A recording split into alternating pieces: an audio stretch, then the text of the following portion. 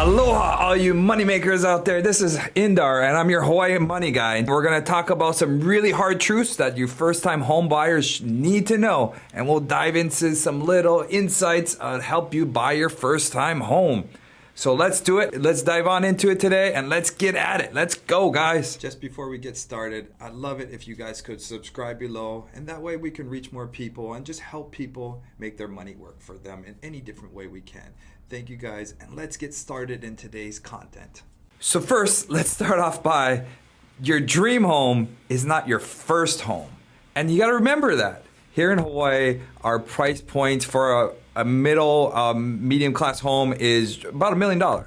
And a condo is just shy of $500,000 to $600,000. So with that said, you wanna live in $1 million house, of course, I'm sure you all do, but you may not be qualified for that. You may not be able to get that type of loan that would qualify for you that. And how would you get there? You're gonna, unnaturally think, oh, I need to save more, I need to make more money to get there to be able to do that. And that's gonna take you time. That's gonna take you years, to do that.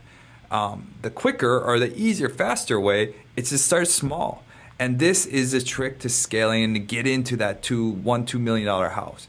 It is to buy whatever you can. And that's how I started. I was 26 years old. I'll share my story here. I was 26 years old, went to the bank, was working for my dad's company, construction company. I had a W-2 income. I just had a W-2 job. I had an income. The banks told me, hey, Mr. Indar, you can qualify for just a small little loan. We got a $240,000 tiny little loan. That's all I qualified for, which is not much here in Hawaii. You can't buy much at $240,000, so I couldn't buy my dream house at that time. So instead, I went and bought just a little box, a little hole in the wall box. And instead of paying somebody else's mortgage, paying rent, paying somebody else's mortgage, I took my hard-earned income and I started paying down my own mortgage. And I bought a $240,000 house. And the thing that showed me or taught me was, one, that now I'm paying, my own mortgage. So when you're paying off your own mortgage, that's actually money that goes back into your pocket because you're paying down debt. You're paying down that money you borrowed. So when you go to sell that house, you recoup that money because you're paying down your debt. So, that's a huge thing. Instead of paying somebody else's debt down, pay your own debt down, of course. And then the coolest thing about Hawaii is we naturally appreciate. So in Hawaii, our home values go up so fast. I lived in that house myself with my girlfriend, my wife now, and we painted it, we cleaned it, we did a lot of this DIY yourself stuff. We really took care of it. I watched a lot of videos on how to do different things, and I tried different cool things. Some custom shelves and redid tile and the little stuff. Our place was tiny, so it wasn't like hard. I had my dad come over and redo some flooring. Just taking the time and do that, and then we lived in it. Did it ourselves. We sold that property in 2 years, and that coolest thing about selling a property in 2 years is you don't pay any capital gains, you don't pay any tax on that because it's your primary residence. So we sold it in 2 years, paid no taxes on that, and then once we sold that, we made about $90,000. And now we had $90,000. Again, I started out with nothing. I started out with like $5,000 to buy this place. So I started with $5,000 to buy this place, which is all I needed at the time to buy it. And we bought it. So in 2 years, now I'm up to $90,000. And of course, I've been working. I've been making better money, more money. You would think I'd be saving, but I wasn't really saving at that time. But I did make $90,000. And now you can take that $90,000, and now that's a down payment for a bigger place. We didn't just jump into a bigger place. We actually used that $90,000 to start flipping and to start rolling quicker, make that money start accumulating faster for us. We started flipping houses, and then we rented for about a year, I think a year and a half. We rented for, and then me and my wife, we were girlfriend, boyfriend, actually, I think. But we then went and got a medium-sized condo, I should say. We bought a condo for $400,000, and I think it was $400,000. Yeah, that $400,000. Marco Polo, right during the fire. Actually, we were rehabbing the house during the fire at Marco Polo. We lived in that condo for about 2 to 3 years. We lived in that condo, and we sold that condo for about 700,000. So then we had more profit, and now that profit we made from that whole property, we made I think closer to 200,000 off that property. Then we went and bought our house we're in now, and we bought our house about 2 years ago for about $1 million. 1,065,000 is what we paid for it. I did put a lot of money into that house. We put I think upwards of 400,000 into that home, fixing it up and making it nice. I then took a HELOC to take that money I put into it to take that back out. So I took a HELOC to take all that money I put into the house back out. So we did do all that, and now our house is valued at about $2 million.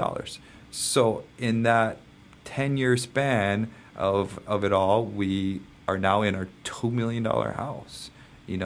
Instead of trying to get to the $2 million house, it would took me a long time to save and to do that. But instead, in that time, we were in a $2 million house. And in 2, 3, 4, 5 years, we'll probably sell it again. It is a give and take, of course. A lot of people don't want to buy and sell and move and all that hassle. But hey, pay you $100,000, you'd be all right with moving, wouldn't you? So into a bigger house. So that's kind of the way I think of it as we're going into a bigger house, and so forth. So it's just a scaling process. So your first house is not your dream house. If you want to live on the ocean, in whatever island or wherever you're at, you're not going to be able to buy that right off the bat. So instead, scale and start getting there, and go to the bank and see what the bank will give you. Start small. Start small and go get a rental property out in Waianae or something if you can't afford much, whatever it may be. Maybe you only can afford $100,000 from the bank.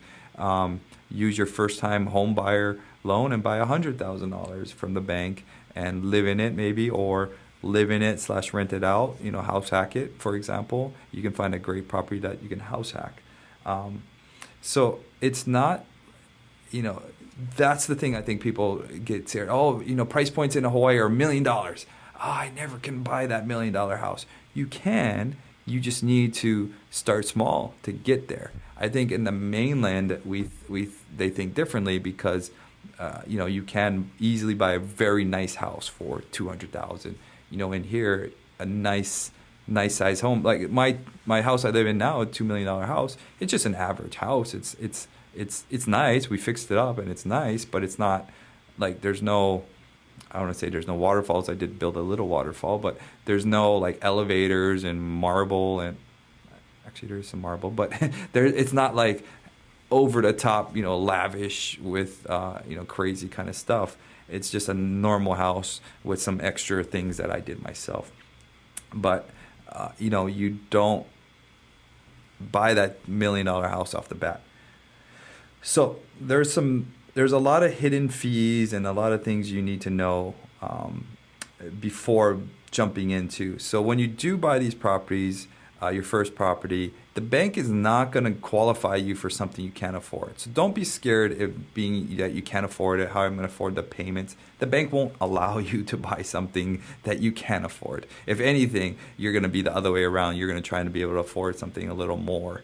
So the bank is not going to give you, they're going to give you a price point of where you're at. So you're going to go talk to the bank. You're going to show them all your taxes and all your income, and they're going to pull your credit.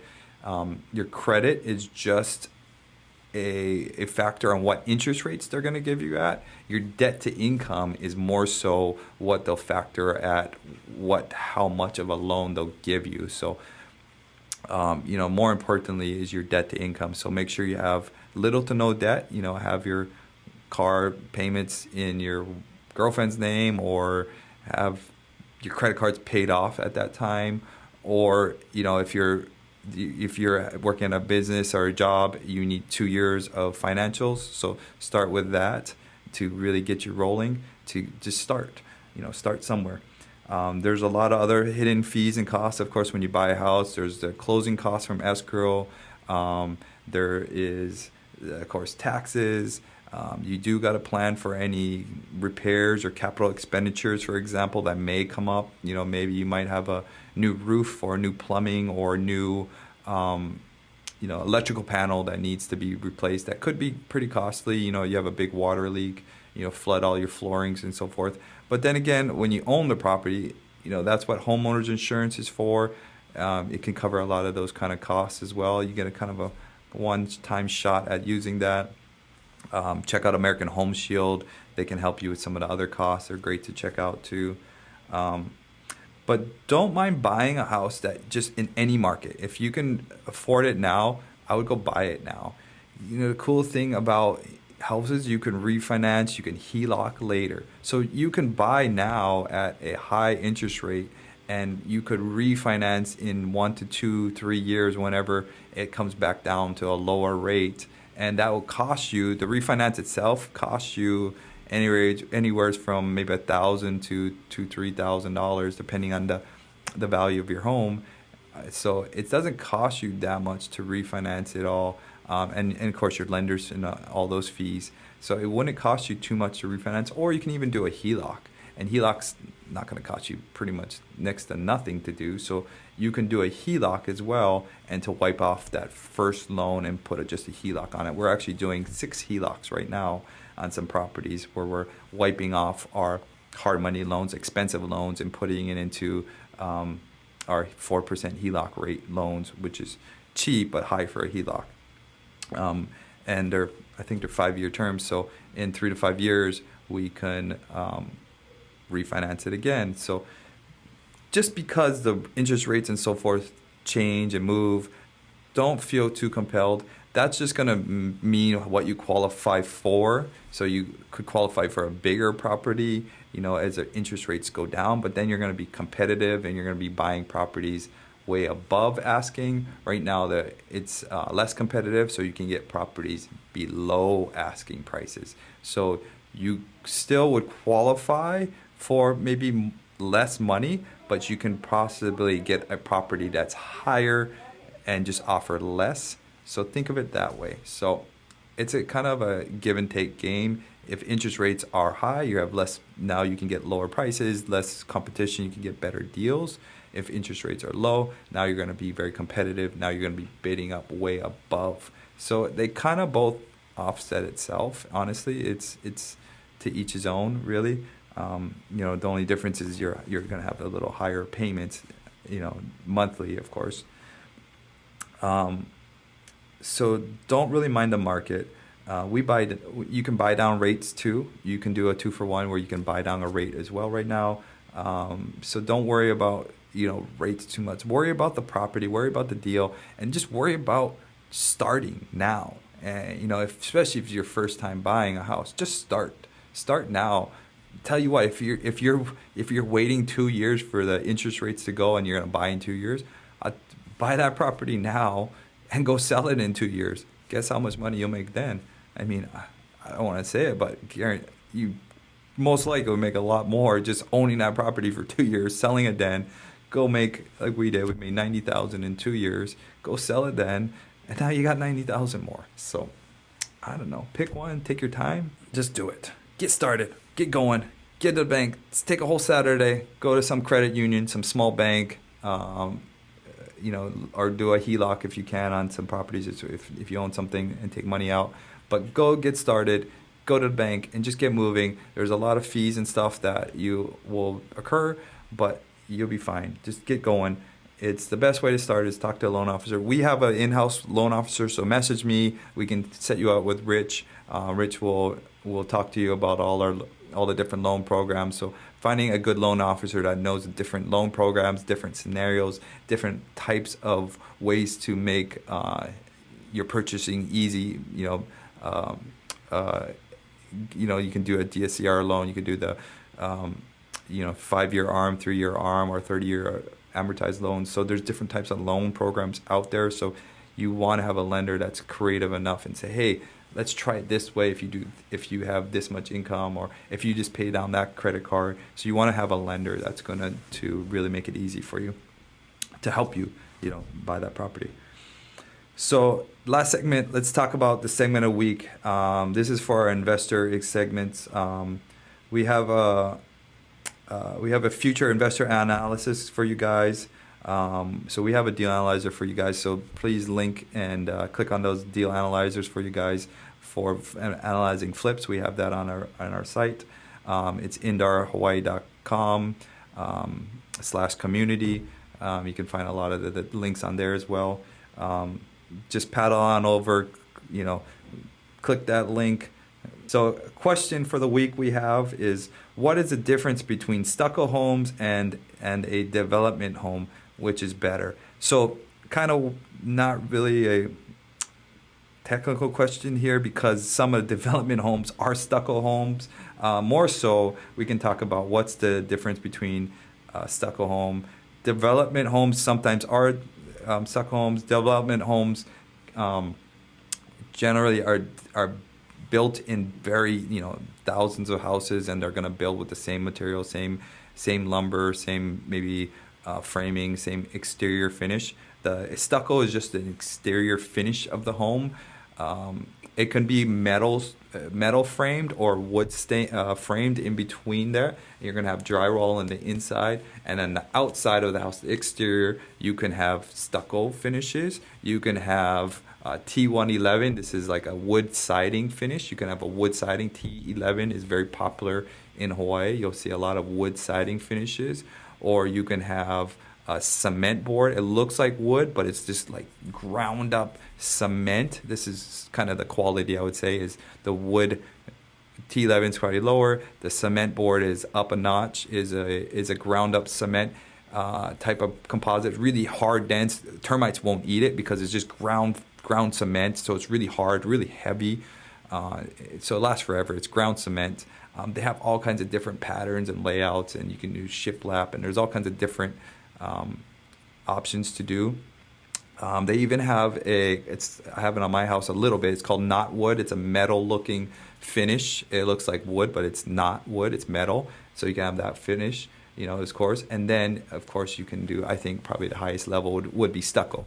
Stucco finishes, you put a dense glass. It looks like a drywall board. It's a yellow board. You ever seen it? So the dense glass, and they put this mesh on top, and then they plaster on the stucco to get that stucco finish. You can have a smooth stucco or a textured stucco. So it's a lot more work to do stucco finishes. So you don't see them in development homes too much. More so maybe in the mainland or so forth, where it's a lot cheaper for the cost of materials. But now that material costs are up, you won't see it as much. But I hope that kind of answers your question to the different finishes. Very common in Hawaii that a lot of our homes are even single wall homes, where it's just a tongue and groove board that is the whole house. There's no framing. There's nothing between the walls. It's literally a tongue and groove mahogany, nice quality piece of wood that's lasted probably 60 years. The wood back then was way better, obviously.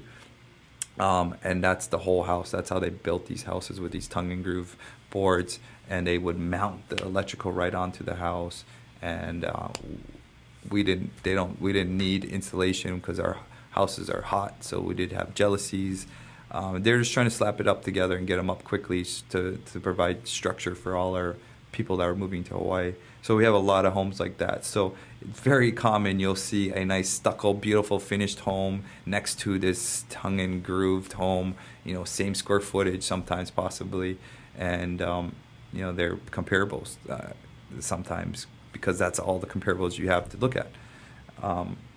So stucco foams, I think, are a lot beautiful. I think it's probably one of the best finishes to have on a home, right behind the cement boards or the knot woods and so forth, and then the T11, the wood sidings. The only reason I say wood sidings is lower because now you can have termite, you can have rot, you can have different decays on those kind of things. But it's kind of teaches. So the only thing with stucco too is it's a coarse. You rub your shoulders on it or scrape it, it could scratch you and so forth. That's probably the only downfall. But I hope it explains some of the differences in construction there. More of a construction question, but yeah. it's good to know the differences and know the difference is what you're looking for. And the way to tell the difference between wood and the cement board, because they're really close in looking, is to just knock on it and feel it. You'll have a different knock to it, a different sound to it. Event of the week. I'll be speaking at Alex Camacho's Dealmaker Mastermind March 27th and to the 31st. I'll be there on one day, so check out Alex's Camacho's Mastermind. Great friend of mine, really amazing person in this business, and he scaled his business. He's great at scaling and developing teams. He's got a great big team behind him, and he's got this beautiful $2 million house that he's going to have the event at and people are staying at and so forth. Only 15 attendees are allowed, so if you do want to get to it, I think his prices are $3,500 to go to the event or $4,500 to stay at the house and be at the house for the whole event. I don't know, I think he's almost full up, so if you're interested in that, plug to my buddy Alex. And we still have some more things rolling out ourselves. We're about to roll out another different way for investors to invest with us through buying rentals. So if you're interested in buying rentals, message me. We're going to start buying rentals together with investors. And for long-term, these will be long-term stuff. I'm super excited about that. But thank you guys for following Indar Hawaii on all the social media handles, Instagram, TikTok, and it's YouTube Shorts. We've been pushing a lot on YouTube as well.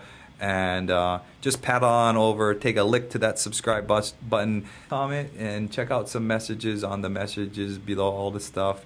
I do take the time, and I love reading the messages and answering questions back. So please come on over, take the time, and ask questions. We all, myself included, always have questions. So check it out. Thank you guys. Have a beautiful day. Aloha.